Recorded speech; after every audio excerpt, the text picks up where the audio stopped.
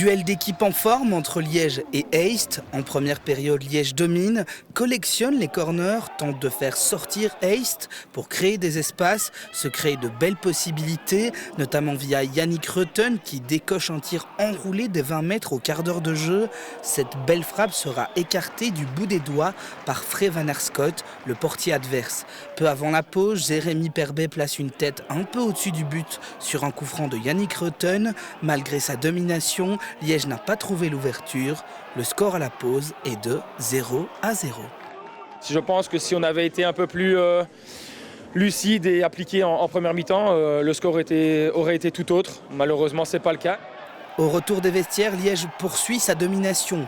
Les intentions liégeois sont meilleures. Jérémy Perbet place une nouvelle fois une tête au-dessus du but adverse. Idem pour Jess Mputu qui ne parvient pas à cadrer sa tête.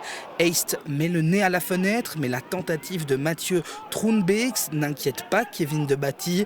À l'approche du coup de sifflet final, Mohamed Mouli a une belle opportunité, mais il dépose sa tête dans les bras de Frey Van Arschoot. Liège a dominé, attaqué, s'est créé beaucoup d'occasions, mais Heist a tenu bon et décroche le point qu'il était venu chercher. Score final 0-0. Si on était tous un tout petit peu plus appliqués en zone de finition et qu'on prenait plus le temps et en étant un peu plus patient, je pense en toute honnêteté que les 3 points auraient été pour nous.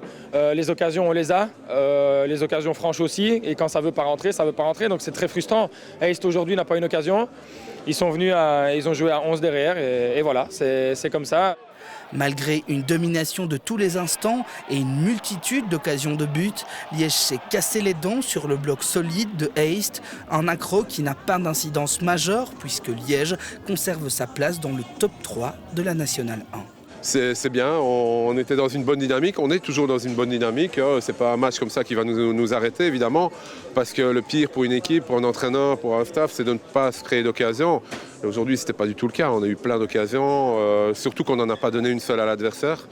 Donc ça c'est très correct. Samedi prochain, Liège se déplacera au Pays Noir pour affronter l'équipe U23 de Charleroi.